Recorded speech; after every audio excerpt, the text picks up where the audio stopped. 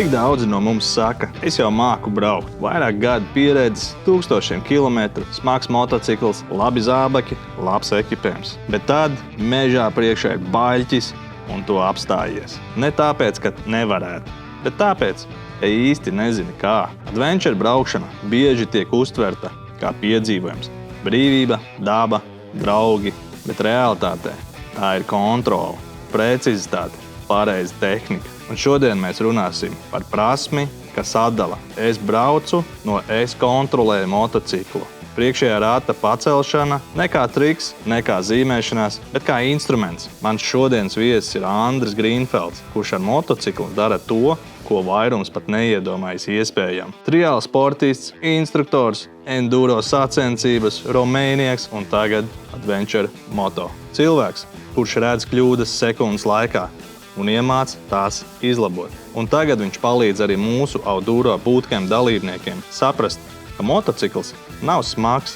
Smaga ir nezināšana. Par to šodien runāsim. Mani sauc Rihards, un šīs ir Auduro moto sarunas. Pastāsti īstenībā varbūt par sevi. Kas tu īsti esi?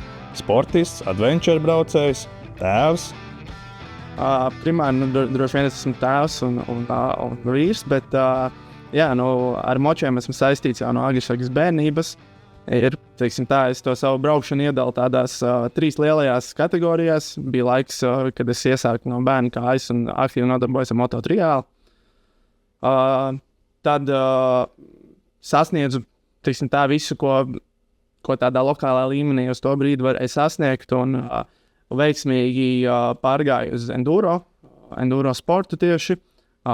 Arī tur izdevās izcīnīt būtībā augstākās godalgas lokālā līmenī. Tāpat piedalījos Red Bull Romēnieks sacensībās un dažādās citās lielās pasākumos. Un gāja laiks, sapratu, ka sports ir forši, bet paralēli biju jau labu laiku darbojies ar treniņiem, ar apmācībām. Audzēju jaunos braucējus mototriālā, tāpat regulāri trenēju enduro braucējus un ik pa laikam arī adventure braucējus un sapratu, ka tas viss tik ļoti pārņem, kad īsti ir grūti samanedžēt to fokusu treniņiem un sportam un reizē arī tam, lai apmācītu citus cilvēkus. Līdz ar to tā kā nofinišēju 2022. gadā ļoti, ļoti foršu enduro sezonu un tad pieliku tādu punktu vai komatu tām sportiskajām gaitām.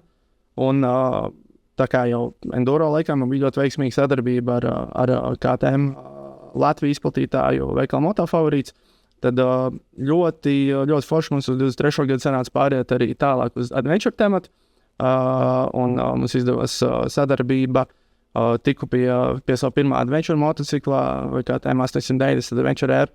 Un, tiksim tā, baudīju motobraukšanu, noliekot bišķiņu malā to sporta tēmu, pats priekš sevīm, bet vēl aizvien brīvdienās varēju izbraukt un varu izbraukt, un par to ir liels prieks. Tiksim tā, tas viss pārgāja no tā, kad ja iepriekš tu sakrāmējies treniņam, braucīju, iekrāmēju mocijas, attaisīju moci, braucu uz treniņu, braucu mājās uz to, kad tu vienkārši brīvdienu rītā pamosties, saģērbies, izbrauc, aizies uz garāžu, paņem motociklu, izbrauc un pēc tam vakarā atgriezies mājās, nolaic motociklu un teiksim tā, tas tavs piedzīvojums ir kaut kāds izdzīvots.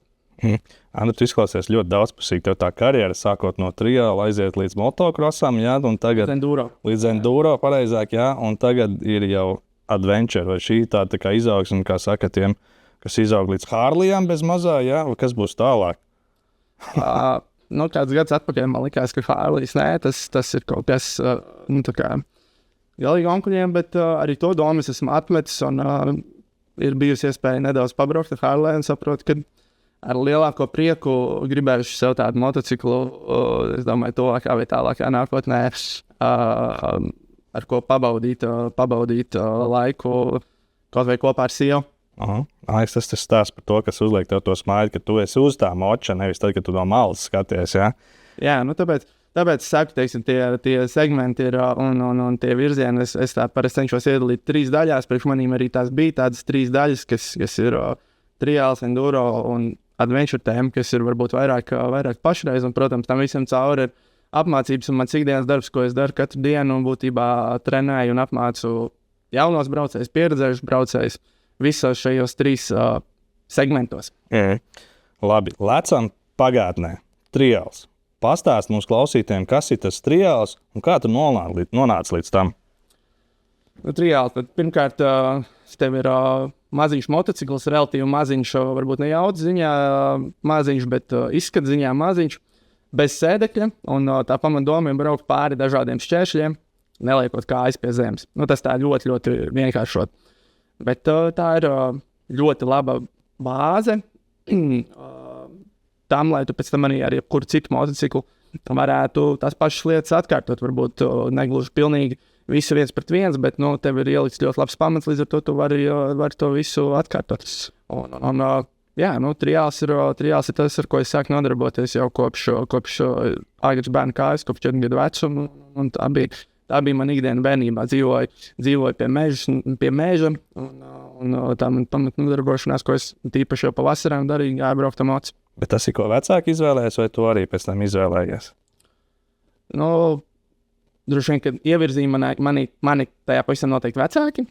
Brālis ar to bija iesācis darboties, un līdz ar to es tam visam pavilkos līdz 4 gadu vecumā. Tas man bija pārsteigums, ka es tiku pie motocikla, man vairs neprasīja, vai tu gribēsi, bet nevienā brīdī tā kā es neesmu jūties tā, ka man kāds ir tajā visā piespiedzis. Es teiktu tā, ka tas ir bijis tas, ko man viscauri ir gribējies darīt.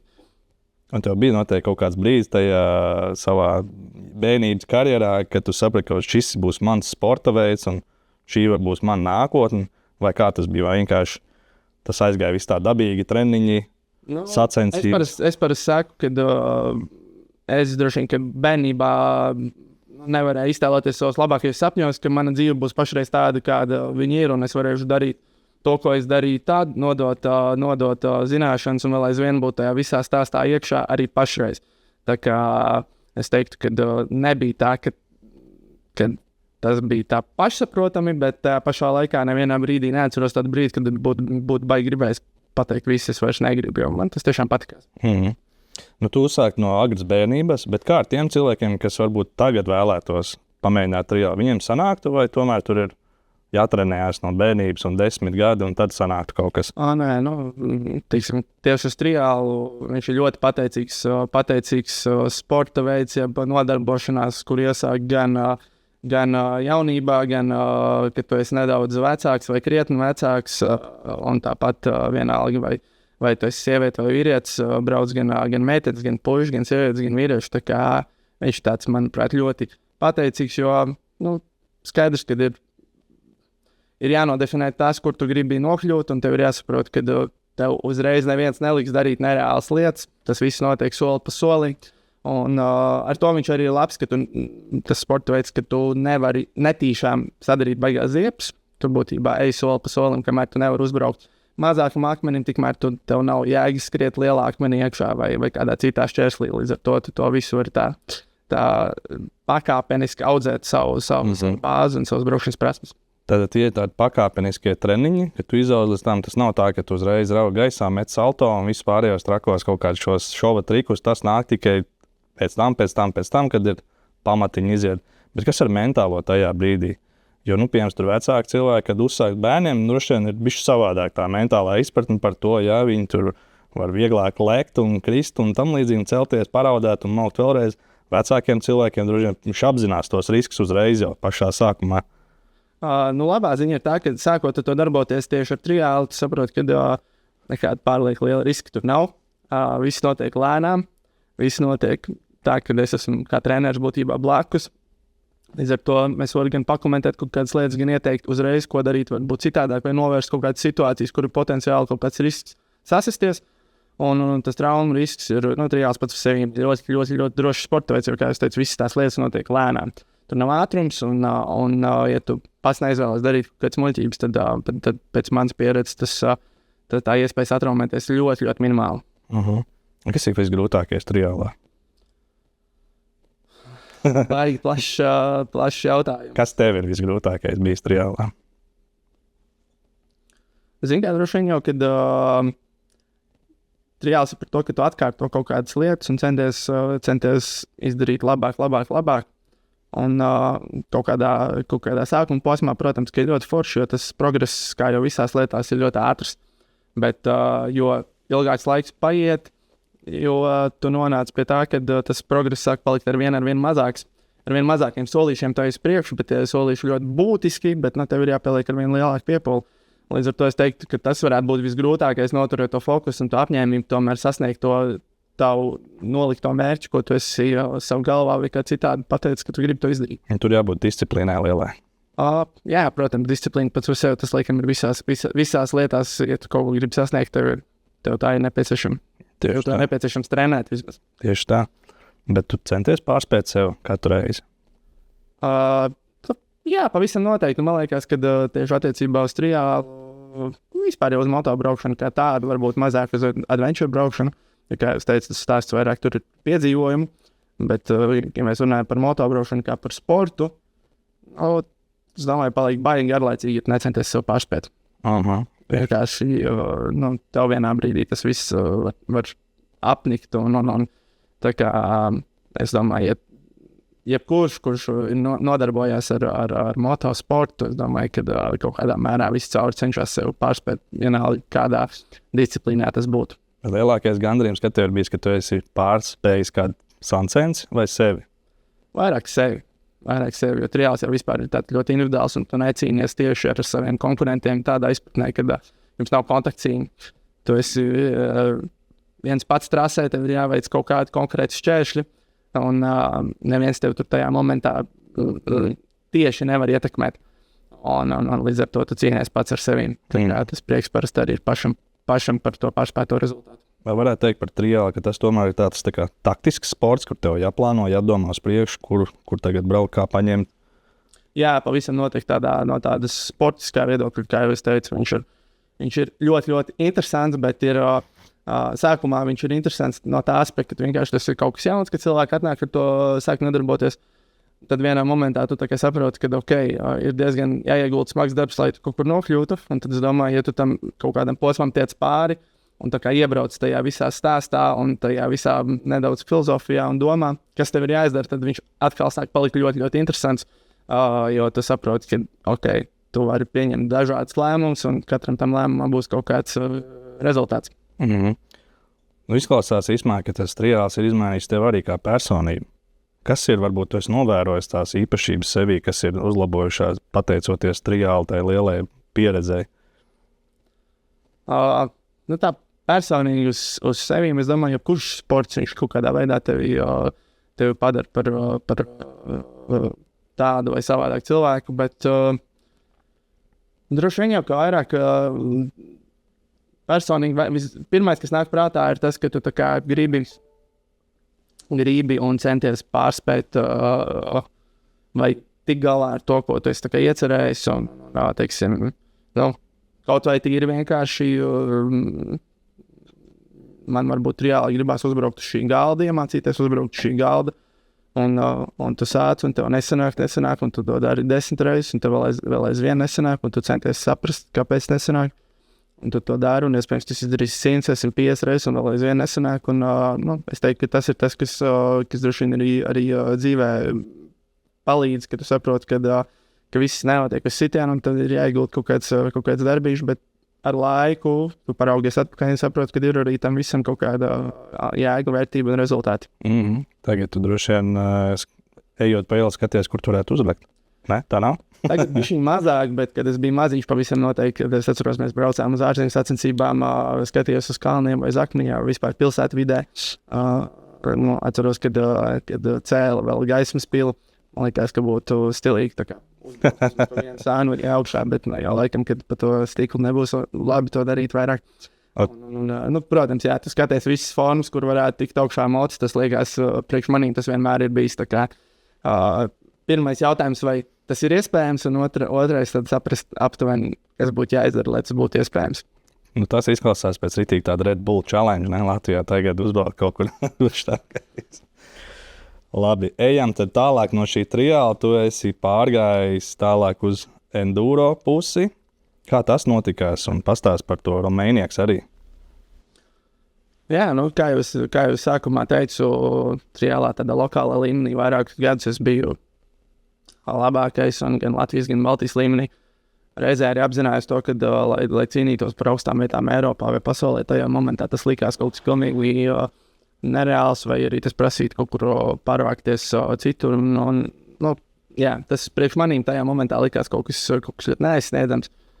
Un tas bija laiks, kad ļoti populāri sāka palikt tieši enduro paveids, kas ir hard enduro un šis te smagāka veida enduro, un uz to pārgāja ļoti daudzi top triāla braucēji. Ļoti daudz, bet viens pēc otra pa kādam pārgāja, un tu, protams, tiem cilvēkiem bija sekojis, vai tiem top braucējiem bija sekojis līdz triālā, un tu redz, ka viņš pāriet uz šo te enduro. Hard enduro, uzvar kādās sacensībās, viņiem ir labi rezultāti. Nevis, protams, tas arī tev ir aiz to interesi, ka tas varētu būt kaut kas tāds, kur tev ir kaut kāds, kaut kādas iespējas, teiksim tā. Un, tad arī radās tā iespēja, pateicoties vairākiem. Viscaur noteikti manā sporta dzīvē ir bijuši kādi cilvēki, atbalstītāji, draugi, tuvinieki, kas ir palīdzējuši tur nokļūt. Un viss notika tā, kad, ja nemaldos, man gadi jūg, bet vienmēr sakot, es no triāla pārgāju enduro, sāku ar superenduro, kas notika ziemā, kur es piedalījos sākotnē Eiropas kausā, pēc tam pasaules čempionātā, kas notiek arēnā, un tev ir uz ātrumu jābrauc pāri. Līdzīgi kā supercross, tikai trampolīna vietā ar šķēršļi. Un es aizdīju vairākas sezonas veiksmīgi tur. Tāpat, protams, sapratu ātri vien, ka mana prasme ir pārvarēt šķēršļus, bet es neko nesaprotu no tā, kā dot gāzi, lai brauktu ātri. Es prātu varbūt iedot gāzi, bet es nezināju, ko nozīmē pie ātruma savākt motociklu. Un tad līdz ar to tas bija tas, kas man bija jāmēģina saprast, jātrenējās. Sāku braukt lokālā līmenī arī gan Latvijas, gan Baltijas čempionāts enduro. Klasiskajā enduro, un tad jau soli pa solim tas bija kaut kas jauns, jo es biju tā kā iemests ne no nulles, bet jaunā vidē, un katrs tas solis bija tāds izaicinājums, un soli pa solim sanāca aizcīnīties atkal līdz tam tai augšai, ka tādā lokālā līmenī varēja cīnīties par augstākajām vietām. Lokālā vidē noteikti šis sporta veids ir kā saka, no krūmiem līdz sporta veidām kārtīgam, bet ārzemēs tas jau ir cits līmenis. Un tur jau ir televīzija un viss pārējais un filmēts, un daudz cilvēku runāja tieši par Romaniaks, kas ir sava veida tāds ikgadējais izaicinājums, man liekas, katram hard enduro braucējam tikt līdz galam, finišēt principā. Varbūt ne pašam ātrākiem, bet vienkārši finišēt. Kā ir tur ar to, jo tu iepriekš pieminēji, kā būt ātrākajām, ātrāk braukt. Kā tur tad tomēr ir? Jo tur varbūt tos trials iemaņas nodara vairāk. Jā, pavisam noteikti. Man ir prieks, ka es uz turieni neaizbraucu pašā pirmajā gadā, kad es pārgāju enduro. Es pavisam noteikti būtu daudz vairāk aplausies, es varētu teikt. Bet es to izdarīju pēc vairākiem gadiem. Tas bija, manuprāt, 21. gads, kad es nobraucu Rumāniju. 2021. Rumānijā kā jau būtībā tu izvēlējies pats, ko tu gribi. Tur ir dažādas klases. Tur izvēlēties tādu software, vienkārši pavadīt 4 dienas skaistos Rumānijas kalnos, bez lielas spriedzes, braucot pa vieglām takām. Bet līdz ko tu izvēlējies grūtāku klasi, tad tas viss piedzīvojums paliek ar vien nopietnāks. Un tā augstākā klase ir gold klase, tad ir silver, bronza, atoms, irons, un tagad jau tur ir vēl vairākas klases jauns. Bet vienmēr sakot, es nofinišēju silver klasē, un kas ir vienu klasi zem šīs gold klases, kas ir pats augstākais, kur atkarībā no gada finišē visai maz vispār pasaules top sportisti.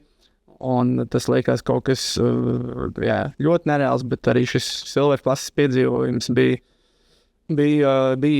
jautrs. Jā, tas bija Covid gads, tur bija nedaudz problēmas ar motociklu pieejamībām un tam līdzīgi. Un sanāca, ka tas bija plānojis braukt ar 2 motociklu, bet man bija jābrauc ar 4 motociklu, kas bija varbūt bija šī lielāks izaicinājums uz tam brīdim un kaut kādas pieredzes kļūdas, kuras es pašreiz noteikti, kad, ja tu atkārtot darīt savādāk. Bet tas bija viens no tādiem highlightiem, teiksim, uz moču pavisam noteikti. Jo es atceros kvalifikācijā, es uzrādīju kaut kādu vietu top 10, nemaldos, varbūt 7. vai 8. Es biju līdz ar to pirmajā dienā, ejot uz startu, man likās, ka būs cīņa, bet sākot braukt, es sapratu, ka pirmais, es domāju, pārslēdzu savu domāšanu uz to, ka galvenais uzdevums tātad ir nofinišēt gonku. Pēc tam jau ejot kaut kādam pirmās dienas stundām, es sapratu, ka galvenais uzdevums ir nofinišēt šo dienu. Tad jau pēc tam tas mērķis palikās. Galvenais uzdevums ir tikt līdz sacensību vidū, līdz servisa parkam vispār. Bet, bija kaut kāda lūzuma, kaut kādas situācijas, kur varbūt es izturēju, kaut kādas, kur vajadzēja bišķiņ ievilkt gaisa apstāties, un līdz ar to bišķiņ pazaudēju laiku, bet izdevās veiksmīgi visas dienas nofinišēt, un tas noteikti bija tāds, highlights. Pirmās 2 dienas bija trākas, teiksim tā, un 3. 4. cik es atceros ar visiem pozitīvām emocijām, jo likās, ka es zinu, uz ko es esmu parakstījies, bet pirmās 2 dienas bija tādas, ka pirmā diena un otrā līdz pusē bija tāda, ka likās, ka cenšas tevi salauzt pilnībā. Tur bija ekspektācijas un droši vien saskaršanās ar realitāti, bet tu ļoti labi teici, tu pārorientējies tiem mērķiem un turpināt iet uz to mērķi, uzlikt, varbūt zemāk realistiskāk, bet turpināt iet līdz galam. Un es dzirdēju, ka tur arī adventure klase tagad ir. Jā, tur, man liekas, pat ir vairākas adventure klases, ja nemaldos 2 vai 3, viena ir sarežģītāka, viena bišķiņ vieglāk, viņi ir apauzējuši to pasākumu. Tāpat ar elektromočiem tur pašreiz var braukt, un viņš tiek apaudzēts visādi, tāpēc es saku, teiksim, protams, kad ar adventure močiem, ja tu neizvēlies braukt ar adventure motociklu kādā no šīm sporta klasēm, tu brauc adventure klasēs, tad tur nebūs tev jādara tik trakas lietas, bet tāpat tas kopējais dienas laiks, kas tev jānobrauc, ir parasti ilgs, kilometri ir samērā maz, bet laiks ir ilgs, līdz ar to tas definē to, ka tas ir sarežģīti. Tu minēji, ka no motocross enduro un tad ir hard enduro. Es dzirdēju, tagad ir hard adventure arī. Hard adventure? Jā, Polijā džeki tur sāk taisīt savus pasākumus, hard adventure. Es tad īsti nesapratu, ko viņi tur īsti braukā vai ko viņi tur lēkā un kas tas ir, bet vai mēs te varētu redzēt Romaniaks adventure klasē? Es nesaku nē, bet es laikam vēl aizvien, ja domāju par Romēnieks, vairāk domāju, es liecos, kad es viņu atkārtotu tomēr ar mazo enduro motociklu tieši. Bet, kāds zina, ja kaut kā saliktos foršu kompāniju un vispārējais, un tas viss stāsts kaut kā iegrieztos, kāpēc gan ne? Man patīk braukt ar moci, un tas ir skaists piedzīvojums. Tas viss cilvēku daudzums, kas tajā laikā tur tajā vienā pilsētā ir, un viss tas kopējs, kas sajūta, ka tu nofinišē dienu un saproti, ka tad to es izdarīju, bet brauc viens pēc otra arī nākošie, kur tu redzi ar saguruši, bet ierodās finišā. Tās emocijas droši vien, kad ir grūti izstāstīt, viņas var piedzīvot. Jā. Un tomēr paliekot arī sev dzīvē tādu kārtīgi, varbūt tādu ķeksīt ielikt, kaut kas ir izdarīts šāds lielāks, tas tomēr ir labs gandarījums. Plauktā bija ko ielikt? Plauktā bija ielikt medaļu par to, kad es finišēju. Tagad es, ja nemaldos, finišēju kaut kādā 35, 6, 8 vietā kaut kas tāds. Bet tas ir no cik braucējiem? Silver klasē bija kaut kas uz starta izgāja, man liekas, ap 100, varbūt bišķiņ vairāk nekā 100. Es saku, protams, tas ekspektācijas sākumā nobraucot to kvalifikāciju, jo parasti kvalifikācija ir ļoti populāra ar to, ka viņi sacenšās uz ielas, braucot pār šķēršļiem, bet tā kā tas bija Covid gads, tad nevarēja taisīt nekāds liels pasākums. Tā kvalifikācija notika tā kā mežā, un arī tur man sanāca uzlaisīt labu to rezultātu, kas bija tā kā top 10. Tā likās, protams, ka ekspektācijas bija, ka varētu mēģināt pacīnīties par labāku rezultātu, bet tās pirmās 2 dienas tā kā bišķiņ novarāk, un tad jau skatoties, cik es vismaz atceros pēc rezultātiem, tad tās pēdējās 2 dienas jau to atkal atgriezies jau tuvāk top 10 kaut kuras. Runājot vēl par Romēnieks un varbūt to enduro tavu karjeru, tajā brīdī tu jau esi precējies un tev jau ir bērni? Jā, pavisam noteikti es esmu precējies, un tajā brīdī man ir viena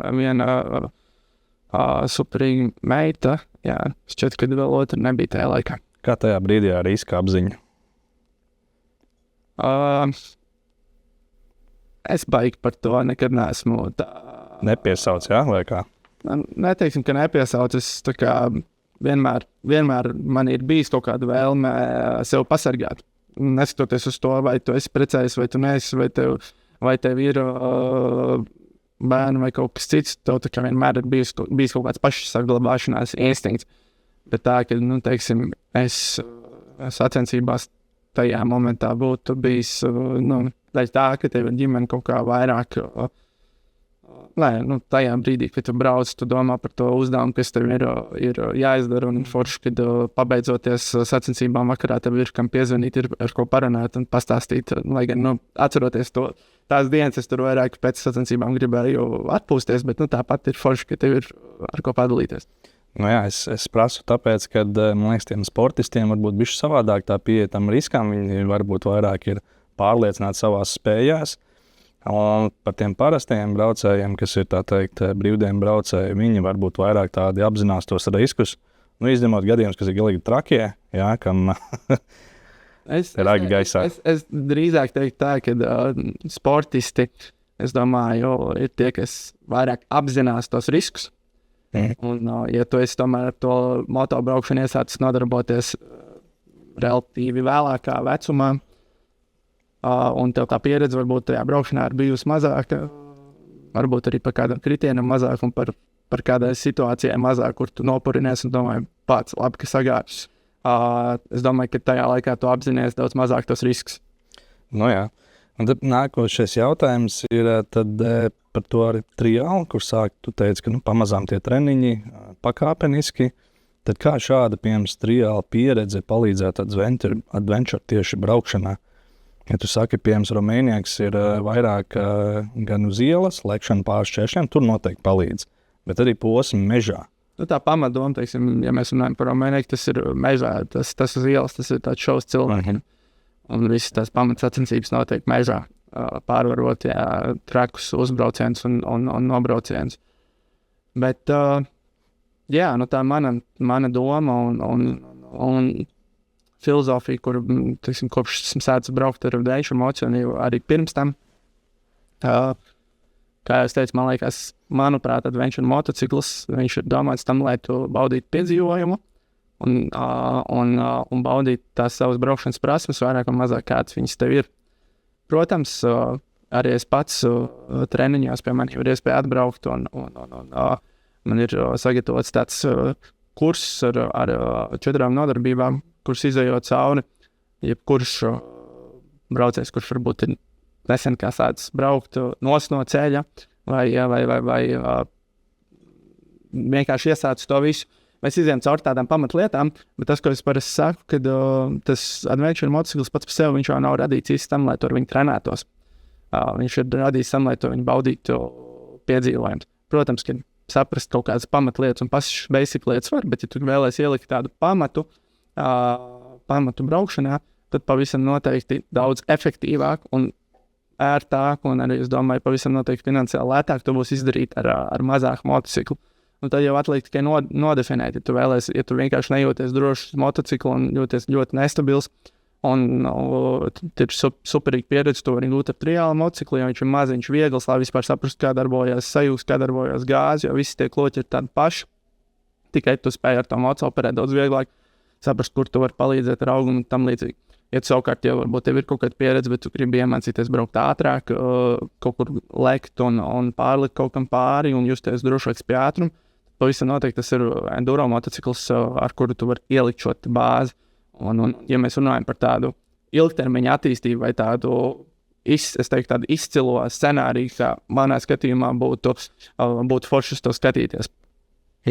Latvijā liekas, daudzi nopērk vispirms to lielo moci, un tad viņi iebrauc mežā, un viņi varbūt nenopirk to moci pareizajiem mēķiem, jo daudziem mēķis jau ir ceļot ar tiem lieliem adventure mociem. Mēs redzam dažādas ceļoties tādi, kas pa asfaltiem, lieliem metāla koferiem, alumīnija koferiem jāceļo. Tas tāds turings, bet Latvijā mums ir tāda tendence arī cilvēkiem pirkt tos lielos mošus un braukt mežā. Un tagad tādā rallija veidā un pierādīt vai kaut ko sev, vai arī varbūt pārspēt sevi, izaicināt sevi, bišķiņ dullums tur iekšā ir. Un bieži vien tā braukšanas ir diezgan tāda, bīstama, es teiktu. Jo tas tomēr ļoti smags mocis ir, nepareizas, piemēram, darbības tehnikas, krītot tas mocis virsū, tad tas varbūt sekas briesmīgas, teikt tā. Un mans jautājums tev ir, vai tehnika pareiza tieši pie adventure mociem ir vitāli svarīga? Tehnika, tu domā tieši ar kādu motociklu tu brauc vai braukšanas tehnika? Braukšanas tehnika. Pavisam noteikti. Es domāju, ka tava braukšanas tehnika tas jau ir kā pamats visam. Ja tev ir šī braukšanas tehnika, tad tu vari izpildīt lietas. Jo ar lielo moci varbūt tur ar fizisko spēku ir grūtāk viņu saglābt, tā teikt. Vispār jau, es domāju, ja mēs runājam par jebkuru motociklu, tad tā prasme jau tam braucējiem ir izmantot to motociklu, lai izdarītu to vēlamo mērķi, un tas tavs fiziskais spēks ir, viņš ir tik daudz, ka tev ir jāspēj tas motocikls noturēt, bet braucot ar motociklu, es parasti arī to cenšos mācīt un stāstīt, ka mums nav jācīnās ar šo motociklu, mums nav jāmēģina viņu kaut kur cilāt, celt, stumt, mums ir jātur viņš un, protams, sanāk kaut kur pielietot to spēku. Protams, ka nokļūda tas būs viņš jāpieceļ un tam līdzīgi, bet, teiksim, tam pašmērķim būtu jābūt iemācīties pēc iespējas braukt tā, lai mocis izdara pēc iespējas vairāk darba, to, ko tu viņam liec. Bet, tas, ko tu saki par šiem te lielajiem močiem, tas tā ir, protams, kad es to esmu novērojis un savā ziņā tas man arī liekas loģiski, jo mēs skatāmies vispār šo te lielo adventure stāstu, lielo adventure moču stāstu, tad ārzemēs ir cits stāsts. Ārzemēs es domāju vairāk par tādām valstīm, kuros ir reliefs. Tur tomēr tā braukšana var baudīt nedaudz savādāk. Mēs tomēr esam tādā super līdzenā vietā. Un tad vienīgais, kā tu sev vari izaicināt, braucot pa ceļu, tas jau sāk palikt visai gan garlaicīgi, gan bīstami, gan ļoti neekonomiski. Mēģināt sev kaut kādā veidā uz ceļa izaicināt, tad tas, kur tu adrenalīnu var gūt, ir tiešām nobraucot no ceļa.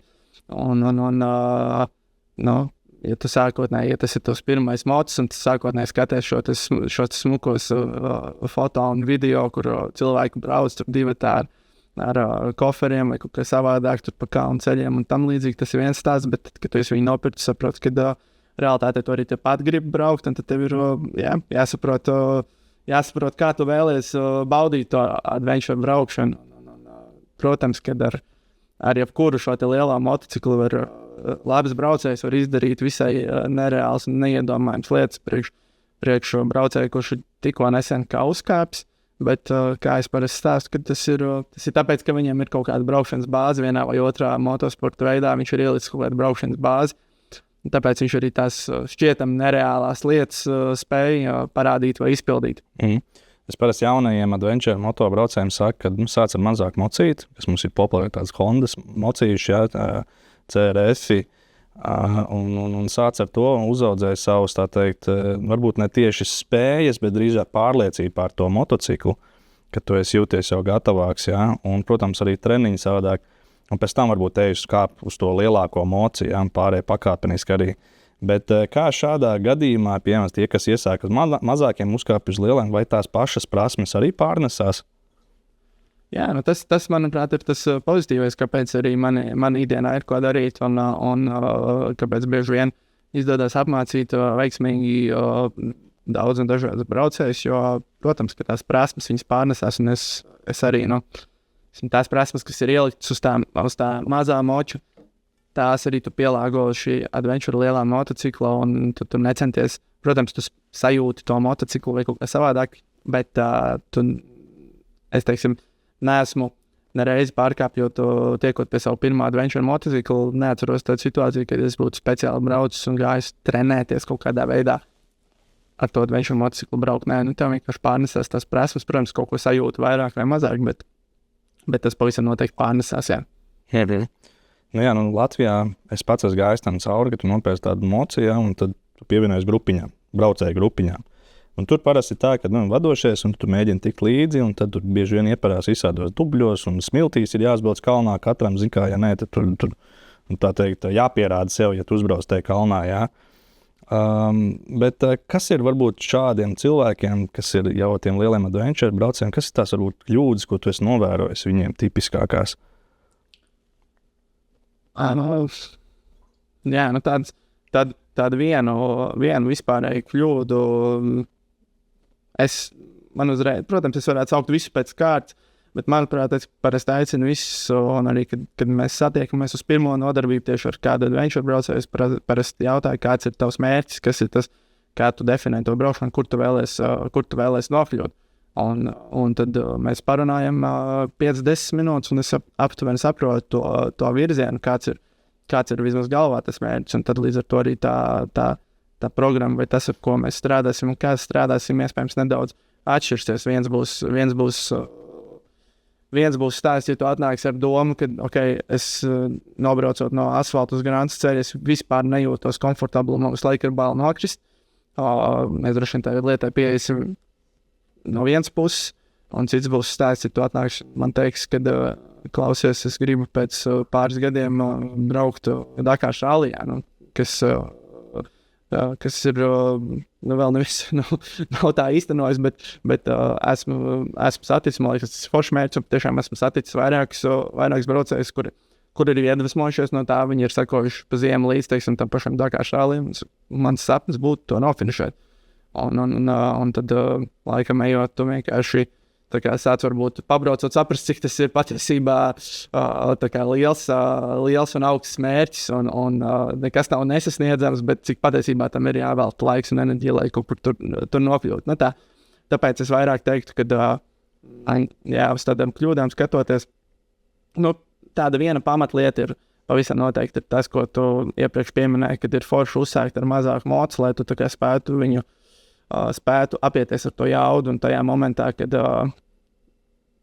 esmu nobraucis šos te pāris sezonas ar KTM 890 adventure, un priekš tādas meža vai ikdienas braukšanas, tā motocikla jauda, viņa ir ļoti, ļoti liela, un tev ir jāspēj saprast, ka tavs uzdevums nav mēģināt visur ar to jaudu iet cauri. Tas, ka tu atgriezīsi pilnu ručku pie katras iespējamās vietas, tas ļoti iespējams tevi nekā neglābs, bet tajā pašā laikā tev ir jāspēj izmantot tā jaudu, tev ir vajadzīgā mirklī jāspēj iedot to gāzi, nevis apgāzties. Tas varētu būt viena no tām lietām, kad bieži vieni tīpaši braucēji, kuriem jau ir kaut kāds varbūt basics vai pieredze to jaudu cenšas tā kā spēlēties ar to motociklu jaudu bišķiņ pa dolu. Līdz ar to tas ir forši, lai 10-15 minūtes noķert kaut kādu fanu smiltīs, bet tas sāk palikt nogurdinoši, ja tu visu, teiksim, weekendu braucienu brauc tādā stilā. Atgriežoties pie arī tās tēmas, ko tu pareizi teici, ka ir jāsaprot tas mērķis cilvēkam, ko viņš grasās darīt ar viņu. Bieži vien cilvēki paši īsti neapzinās, viņi tikai domā, ka visu bez mazā, gan ceļoši ar draudzeni, gan pats braukāšu pa mežiem un tam līdzīgi, un tajā brīdī liekas, kā tu uz vienu tādu unikornu močā, tās visas lietas plāno darīt. Bet man ir bijuši arī pieredzē bootcampā cilvēki, saka, ka mēs braukšu ar adventure moci, bet es nebraukšu tādās vietās, kur būs smiltis, jo mums tajās apmācībās ir smiltis, un es viņam saku, pat arī labās valstīs uz vienkārši Grandceļa var būt smiltis bedri vienkārši, un tu vari iekulties tur. Un pareizi tajā brīdī, nezinot, ko darīt, tu vari nokrist. Viņam baigi nospēlēja karma, tāpēc, ka mums pēc apmācības bija dienas izbrauciens, un mēs braucām gar Gaujas lokiem tur, un, protams, Grantēnu un priekšā smiltis. Un viens nokrīt, un otrs nokrīt ar lieliem močiem. Tur pazūd uzreiz saķera. Kā tev liekas šādiem cilvēkiem, kas saka, viņi nekad nebrauks, kas varētu būt tie šķēršļi, kas varētu sagaidīt viņus tomēr dzīvē? Smiltis ir viens, kas vēl? Es teiktu tā, ja tu noliec kā braucējs, ka, es darīšu to, ko es vēlos darīt, bet tās lietas, kas man nepatīk, kā tu saki, teiksim, smiltis vai slapjums vai nokritis koks pāri ceļam, vai uzbraukšana kalnā, tās es negribu, tās man nevajag.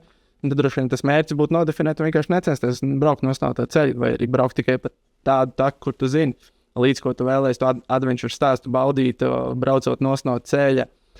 nezināmās vietās, pa kaut kādām jaunām takām, jauniem ceļiem un tam līdzīgi. Tev ir, manuprāt, ja tu vēlies būt drošs braucējs un labs braucējs, tev ir jābūt gatavam uz visu, tādā izpratnē uz visu, ka tev ir jāspēj arī saprast, kur ir tas brīdis, kad mēs ejam tālāk, kur ir tas brīdis, kad mēs griežamies riņķī, vai mēs tur lienam, vai mēs tur nelienam. Jo, vai mēs braucam cauri dubļu peļķē, vai mēs vienkārši 15 centimetri pa labi pārbraucam pa visam līdzenu un ne dubļēnu vietu. Un skatās uz to adventure braukšanu no tādas izpratnes, kā es teiktu, kad mēs uz to skatāmies, kas cenšas un kuriem patīk nobraukt no ceļa un iebraukt kādās nezināmajā nedaudz, tad es domāju, ka likt kaut kādas lietas, kuras tu nedarīsi, tas nav īsti labs variants. Jā, šķērslis jau var būt jebkas, varbūt ne tikai smilts, tas var būt arī baļķītis, kas ir nokrits, un viņi dažādi izmēri, nav tur triāli lielumi, tā teikt, kastes izmēros, kam jāpārlēc pāri, pareizi pacelt to ratu un tik pār šķērs varbūt arī peļķe, vienkārši ūdens peļķe uz asfalta, kur gan var nokļūt šie braucēji, un nezinot, kā šis mocis uzvedās peļķē, var sanākt visādi.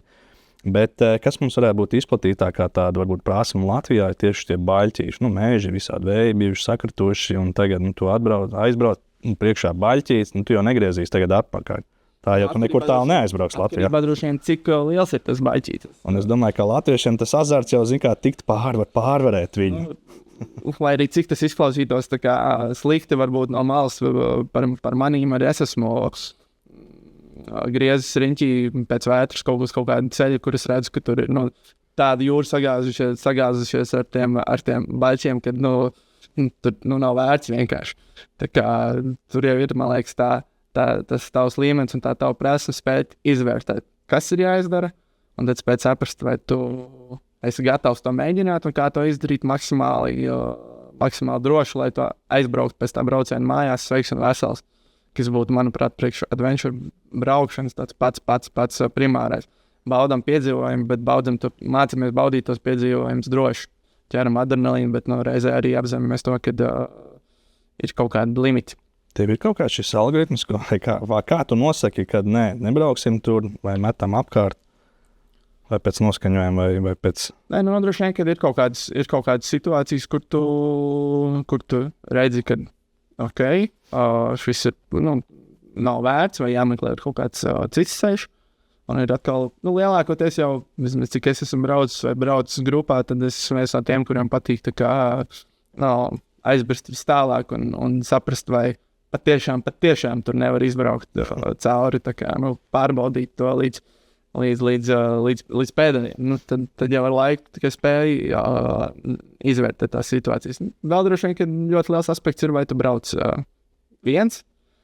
Te ir viens piegājums, apzinājies to, ka tas mocis ir smags un tev būs kaut kā jātiek ārā.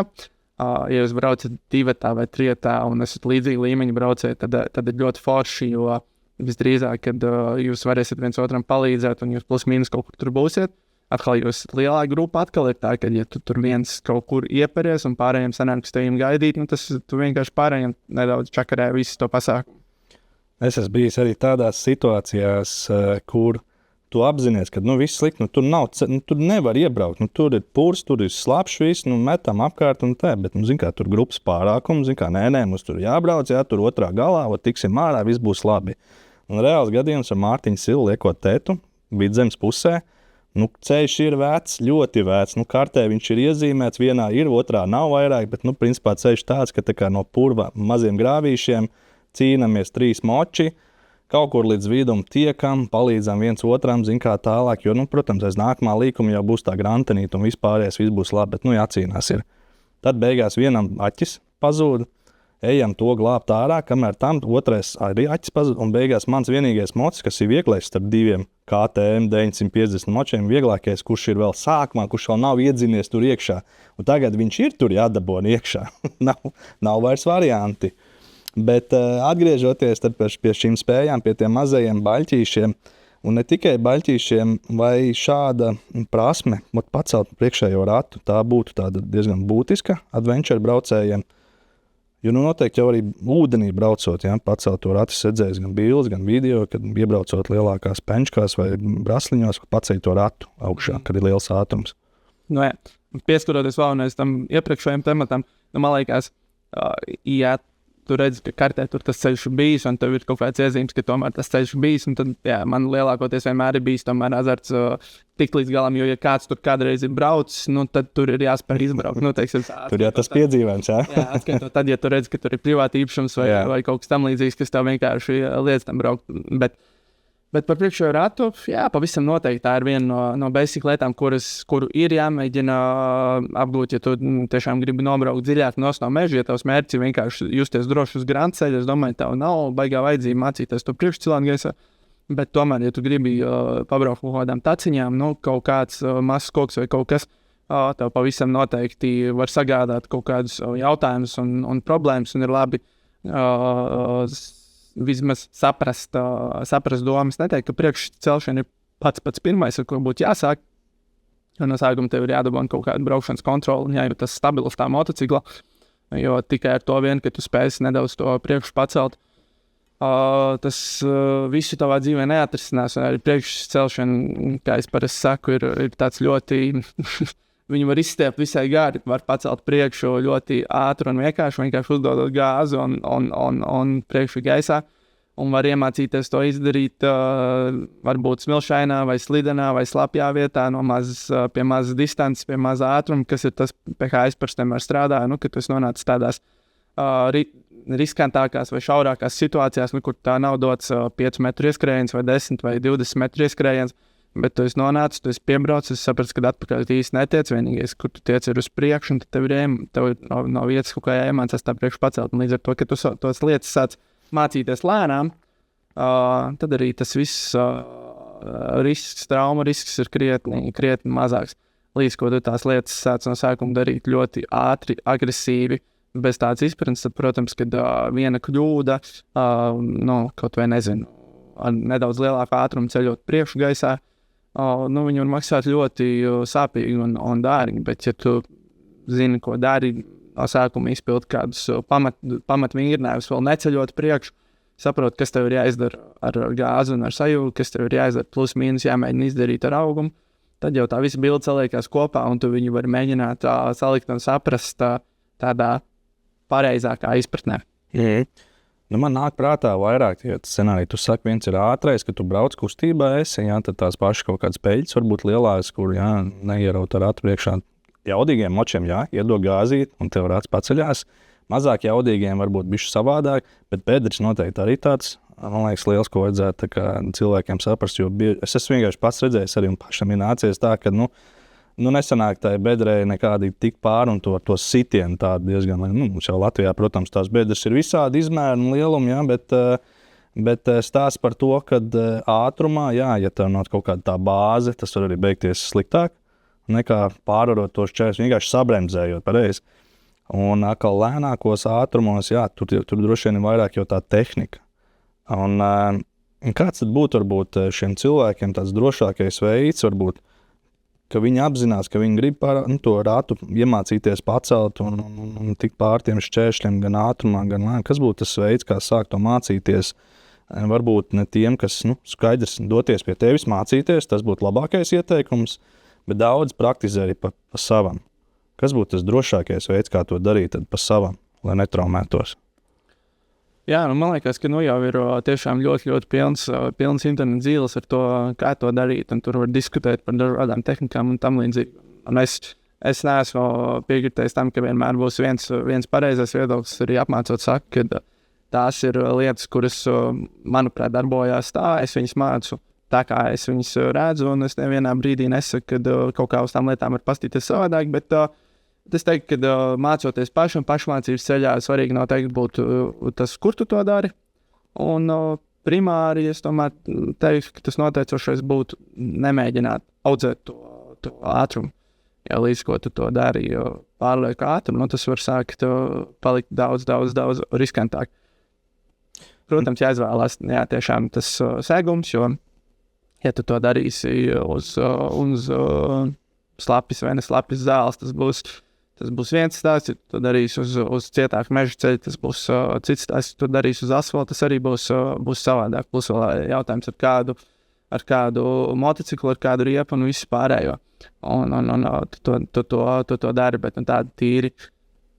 Es noteikti ieteiktu ievērot kaut kādas tādas piesardzības lietas attiecībā uz vietu, lauku un ātruma neaudzēšanu, un tad censties saprast to tehniku. Droši vien, ja to dara pašmācības ceļā, pašreiz visiem ir telefoni, ar ko tu vari nofilmēt 2-3 reizes to, ko tu dari, paskatīties, un tad vismaz mēģināt ar savu to izpratni nedaudz pāanalizēt, kas ir tas, kas tev liedz to izdarīt. Nu jā, tagad daudz cilvēku noteikti par to ekipējumu arī saģērbjās kārtīgi ar domu, ka man būs lielais zābaki, es tad netraumēšu kājas, tur ceļa sargi un tam līdzīgi. Vai šādos gadījumos tas ekipējums palīdz vai tā kā traucē? Jo mazāk ekipējums, jo ērtāk braukt. Jo mazāk ekipējums, jo kristot lielāka iespēja, ka tu smagi sasitīsies. Protams, arī es jūtos ļoti ērti uz tā motociklu vienmēr, ka tu esi ietērpts kaut kamā, kas tev tik ļoti nesavalk kopā, ka tu neesi tāds robotizēts cilvēks, bet ka tu vari būt visai brīvs. Līdz ar to daudz vieglāk var izjust to ķermeni. Bet, attiecībā uz tādu adventure braukšanu un uz lielajiem motocikliem un uz ekipējums ir svarīgs, viņam ir jābūt pavisam noteikti, par to vispār nav jautājumu, viņam ir jābūt pēc iespējas labākam, jo krītot tas patiešām būs tas, kas ļoti iespējams varēs kaut kādā veidā kaut ko pasargāt, bet es reizē nevienu nekad neaicinātu braukt ar apziņu, kad man ir ekipējums, viņš man izglābs. Tas, bet pat nevis tāpēc, ka ekipējums būtu slikts, bet tā vide, braucot ar adventure motociklu, nobraucot no ceļa, viņa ir tik mainīga. Tu nekad nezini, uz kā tu kritīsi. Tas viss tās, līdzenā trasē, uz asfaltu varbūt ir daudz prognozējamāks, bet braucot no ceļa, tu nekad nezini, kas būs tas, kur tu piezemēsies. Un līdz ar to likt tādu pamatot cerību, man ir pats labākais ekipējums, un tas būs tas, kas man paglābs. Jā, es ticu, ka viņš tev palīdzēs, un viņam ir jābūt, bet tam nevajadzētu būt tam, kas tev tā kā rada to pilno drošības sajūtu, ka es varu darīt visu iespējamo. Es dzirdēju teicienus, ka ar pieredzi tur mazāks tas ekipējums, tāds mazāks, bet vieglāks varbūt. Ja? Tad sākumā varbūt tie, kas baidās notuntulējās baigi, un tad viņi neizjūt ne gāzi, viņi neizjūt ne tavu stāju, kājas tā kā grūtāk, lai smagie lielie zābaki. Protams, ar smagiem lieliem zābakiem nekādīgi, jo tomēr, ja tu kaut vai lēnos vingrinājumus taisi un liekas mocis slīpi, tev kāja uzreiz arī kā skarās zemē un potīšu laušanas risks ir ļoti liels. Un, par treniņiem tad runājot tālāk, es atceros, es pats, kad sāku adventure braukšanu, pirmā lielākā kļūda bija braukt grupā un, protams, neko daudz nezinot, braukt pa smiltīm un tad, protams, bremzēt ar priekšējā bremzes, tā ritīgi kārtīgi, sirsnīgi un pārlidot pāri agiem un piezemēties smiltīs. Tad es sapratu, ka smilts ir mana neliela fobija, un es braucu pa vakariem pēc darba, pa taisno uz trīnieku trasi, uzvilkt zābakus, jāciņ tur parasto ielas, un braucu tur trenēties, un pārvarēt bailes, pareizāk sakot. Tajā brīdī man liekas, ka man nebija nekāda pareizā tehnika, jo nebija ne cilvēks no malas, ne es pats filmē, ne es YouTube skatījos, bet vienkārši pārvarēt šo baili. Vai šāds pieeja arī būtu pareizi pieejams tiem cilvēkiem, kas paši vēlās trenēties, vai tomēr labāk būtu, ka viņi tehniku pareizi uzreiz, un tomēr kāds zinošs cilvēki vai nostīties video, kā to pareizi darīt, un tad to tehniku darīt pareizi? Protams, tā kā mana pamatnodarbošanās ir apmācīt cilvēkus un trenēt, man būtu jāpiekrīst, ka tev ir jānopērk mocis un uzreiz jāiet pie kāda instruktora un tikai kopā un tam līdzīgi. Bet būsim godīgi, kad, manuprāt, izcilā variantā tām lietām jāiet roku rokā. Instruktors ir viens, kur tu iegūst kaut kādu domu, saprašanu, un tad ir tas, ka kaut kādā brīvā brīdī to mēģini pats papraktizēt, tad atkal atgriezies un atkal papraktizē. Es domāju, ka tas veicina tādu visu lielāko progresu, jo, ja tu vienkārši visu laiku brauc tikai pie instruktora, tad, attiecīgi, tev visu laiku ir kāds, kurš tev saka un domā vairāk tavā vietā, un līdz ar to tu vari atļauties braukt vairāk nedomājot, kas arī nav līdz galam labi. Un tā doma, ka tu vienkārši pats paņem mocīti un brauc un mēģini, es domāju, ka konceptuāli viņai nav nevainas, bet tev ir, kā mēs runājam sākumā, nedaudz jāiezīmē galvā kaut kādi tie potenciāli riski. Un, lai nav tā, ka man ļoti žēl ir dzirdēt tos stāstus, kad tas viens kritiens vai tā viena situācija vai tā viena reize, kas toreiz novēlēs uzliekt tādu pamatīgu kaut kādu krustu vai tādu punktu tam visam, kas ir moto braukšana par to, ka tev vairs nepatīk. Tā visa moča lieta ir viņa nav laba. Nē, tā vienkārši bija kaut kāda viena situācija, viena izvēle, kur tu iespējams izdarīji nepareizi.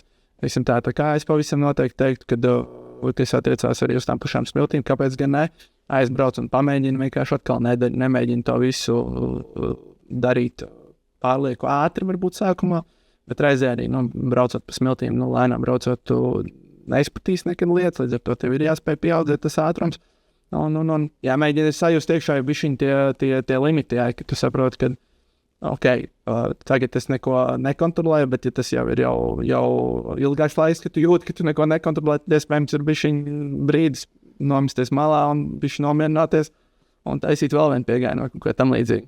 Smilts tiešām var ļoti ātri pārmācīt tev, ka tu paliec tāds pašpārliecinās par to, ka tev baigi labi sanāk un tagad vēl varētu dručkā iedot bišķiņ, vai ne, un tad nāk vienmēr tā viena vaga, kurā tu vai netrāp iekšā, vai viņi ir tā kā pretēji, un tad viss beidzās to, ka kritiens, un tad tu atkal tā kā nobīsties, sāc no jauna audzēt to pārliecību, un tā droši vien arī ar visiem kritieniem ir. Vislā variantā, ka tu pirms tās vagas tomēr nomierinies, kaut vai piemeties, ieraugi to vagu, bišķiņu atmeties, saprot, izpūt gaisu, un tad mēģini vēlreiz. Jā, un redz par tām smiltīm arī, kas ir... ko tu varbūt neredzi pats sev no malas, bet kā tu arī stāv uz tā moča, kur tu tos svaru liec un kā strādā tā tehnika. Man liekas, tas ir tas svarīgākais, laikam, trenējoties tieši ar treneriem. Esmu trenējies kaut vai šaušanā. Tā kā tev liekas, tu dari pareizi to tehniku, bet tev pienāk instruktors un tev pastāst, kā strādā tavu muskuļu un kāpēc tev visi tie trāpījumi iet tajā vietā, un tu to pat neiedomājies. Ja? Man liekas, tas ir tas brīdis, kad tas instruktors tiešām redz no malas to visu, un viņam jau tā pieredzes bagāža ir tik liela, ka viņš tev var pastāstīt to tehniku, un kā tas strādā, un kā tas palīdz. Un tas pats noteikti arī močos, ka tu no malas noteikti redzi tiem cilvēkiem, kāda ir viņa kļūda, vai viņi ir saķērušies pārāk stingri, vai nav brīvi ceļi, kājas izlieks to, ko cilvēki varbūt neredz no malas. Tas ir tas, ko es saku, kad tas ir viens no arī maniem uzdevumiem, apmācot cilvēkus ieraudzīt jau soli uz priekšu, to potenciālo risku un pabrīdināt, cik tas ir iespējams pirms tam par to potenciālo risku un to, ko būtu vēlams tajā situācijā darīt. Vai tas tev sanāca vai nē, tas ir cits stāsts, bet vismaz tu jau brauc uz to vien sagatavojies. Un tad tālāk par tiem cilvēkiem, kas tomēr izvēlās iet ar instruktoru mācīties, pastāst varbūt, kāpēc iet pie tevis mācīties un kāda ir tā apmācības, varbūt cikls, kā tas sākās un skaisti uzdot to jautājumu, kāds ir mērķis, bet kā norit tās apmācības un kā tu palīdzi šiem cilvēkiem tad audzēt šo prasmi? Godīgi sakot, jau ļoti individuāli un ļoti dažādi. Primāri noteikti, kad ir tas mērķis, kas attiecās adventure braucējiem, kā jau es teicu, man ir tāda neliela apmācība programma, pāris reizēm, kuru mēs izējām cauri, un es pat bieži vien tad izrunāju pēc šīm pāris reizēm, mēs izrunājam, un es saku, kad mēs varam tā kā vēl vienreiz iet to visu atkārtot, tu vari to papraktizēt mājās, ja to vēlies tā kā padziļinātāk, tad es iesaku padomāt par, ja pieņemsim tas stāsts par pārāk lielu moci, apmācībām vai kaut kā tam līdzīgi padomāt par iespēju to visu pamācīties ar mazāku moci, ja tu tiešām gribi padziļināt to visu izdarīt. Tas būtu, teiksim, tas kā es uz to vienmēr esmu centies skatīties, kad mans mērķis nav katram cilvēkam pateikt, ka viņam ir jāvēl tagad visu vasaru reizi nedēļā vai divreiz nedēļā braucot pie manīm. Nē, mans mērķis ir iedot tādu tādu nelielu kopskatu un pastāstīt par iespējām, iedot tajās nodarbībās pēc iespējas vairāk to pievienoto vērtību un kā cilvēks to izvēlās turpināt nākotnē, vai viņam tā pieeja, vai viss tas kopējs stāsts patīk vai nē, tas ir no katra individuāli. Bet man liekas, ka jā, tas primārākais būtu nodefinēt tiešām to mērķi, pat varbūt ne tur 5 gadē vai 10 gadē, bet ir vienkārši uz konkrēto sezonu. Kas ir tas, ja tu skaties uz šo te braukšanu un tu saproti, ka šajā sezonā es vēlētos progresēt, kas ir tas, kur tu nejūties droši, kas ir tas, kur tu vēlēsies progresēt, un tad, attiecīgi, es varu palīdzēt tikt labāk ar tām lietām galā.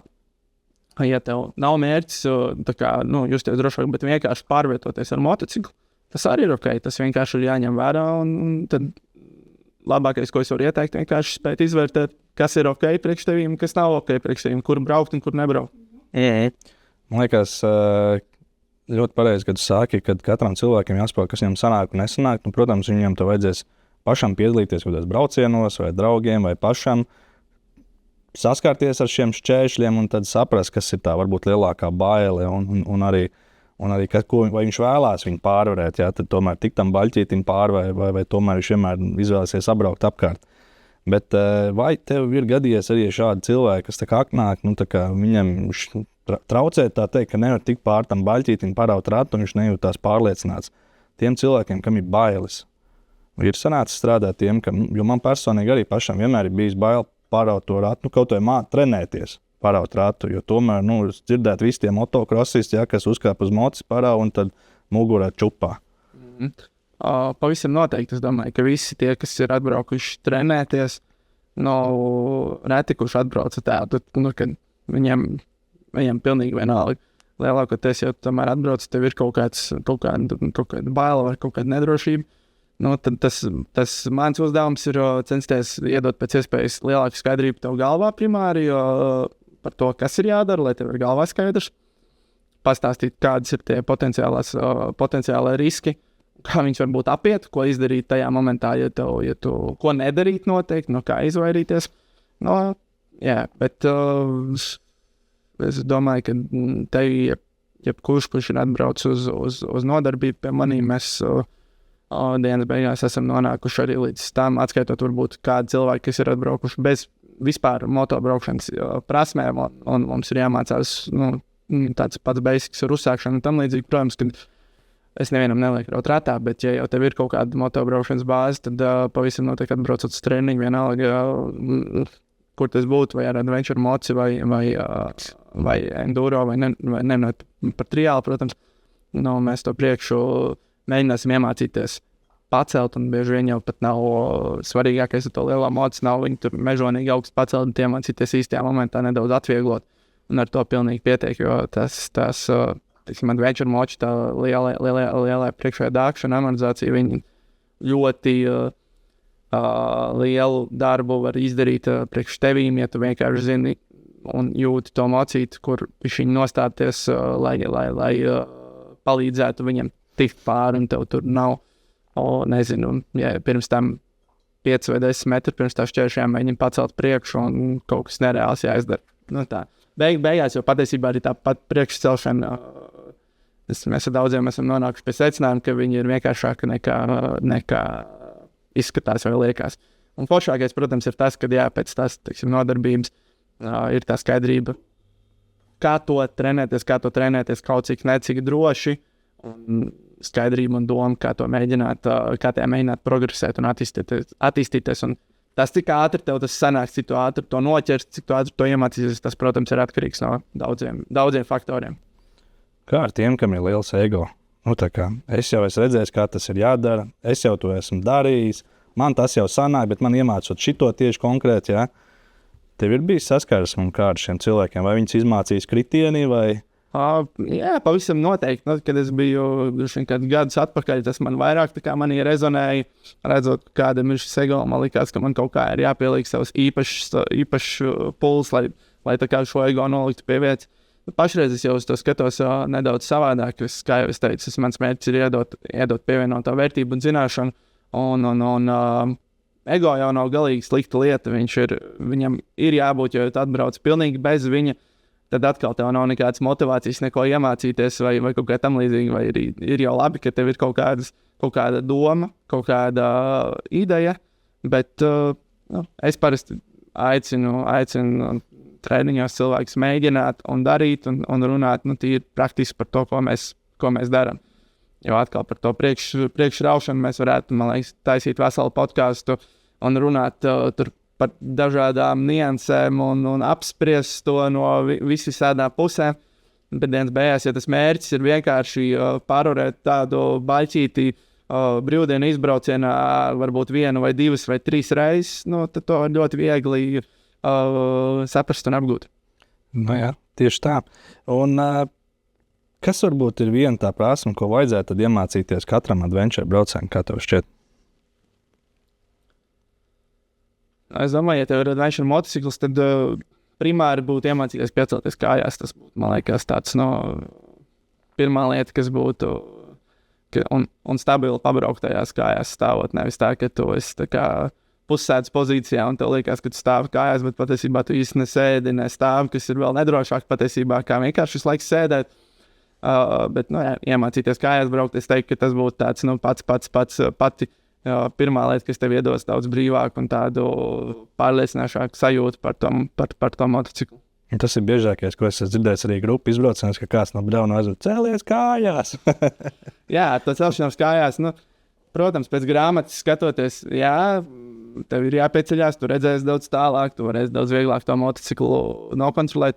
Bet, ja es redzu, teiksim, kādā līdzīgi kā mēs taisījām pagājušo gadu šīs apmācības, kur ir grupa ar braucējiem, teiksim, 10 vai cik šeit braucēji, un es redzu, ka tas ir dienas otra puse, un tas cilvēks sēž, jo iespējams viņš jau ir piekusis, un viņš tiešām vairs fiziski nevar piecelties kājās, tad es teiktu, ka labāk sēdi, izvēlies saprātīgāks izvēles attiecībā uz ātrumu un trajektorijām, kur tu brauc, bet labāk sēdi un tur to motociklu nekā pēdējiem spēkiem mēģini piecelties kājās un tad netīšām iedot gāzu un aizbrauc kaut kur, ne tur, kur vajag. Teiksim tā kā tur arī ir savs nianses. Kas ir tas, ko adventure braucēji varētu sagaidīt tieši šajā apmācībā, ko mēs organizējam bootcamp, tā kā ieskats adventure braukšanā, tieši treniņos pie tevis? Skaidrs, ka tā ir viena diena, un tur daudz ko nevarēsim paspēt iemācīt, tas ir drīzāk tāds ieskats. Un tad jau tiem cilvēkiem, kas vēlās progresēt, tie treniņi pie tevis, bet kas ir tas, ko viņi varētu sagaidīt šādā vienas dienas treniņā?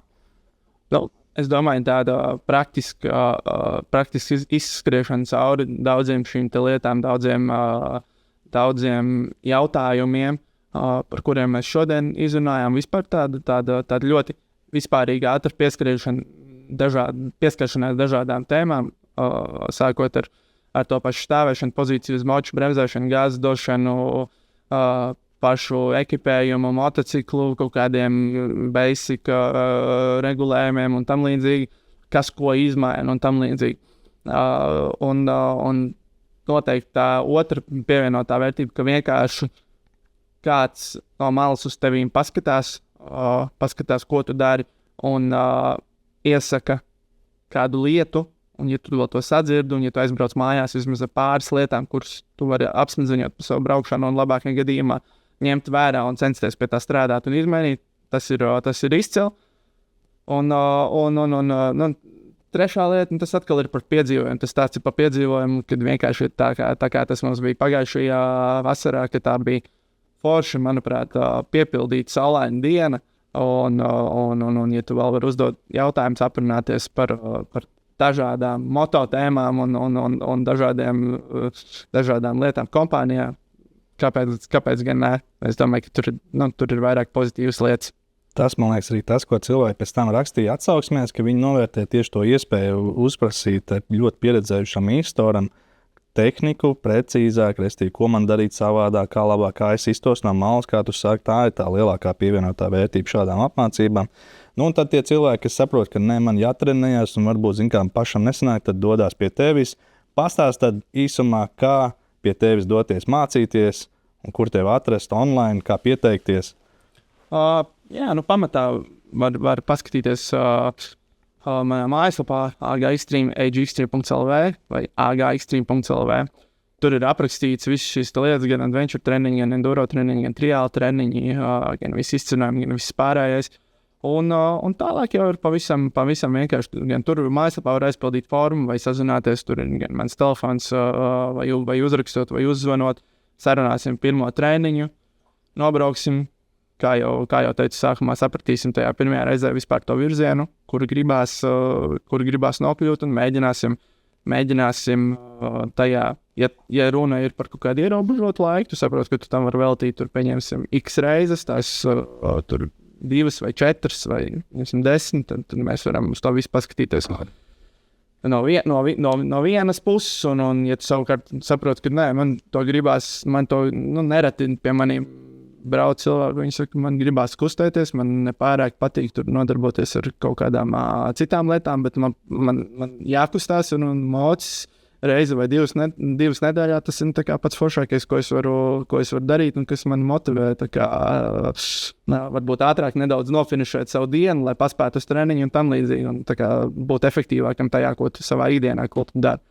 Tas jau būs atkal tas otrs scenārijs, un tad jau, ja mēs ar tevīm redzēsimies jau kaut kādu ilgāku laiku dienā, nevis dienā, bet, teiksim, jau vienu vai vairākas reizes nedēļā, tad būs varbūt grūtāk ieraudzīt no reizes uz reizi to progresu, bet es ceru, ka tu paskatīsies atpakaļ, tu redzēsi, ka, tas ir bijis tā vērts.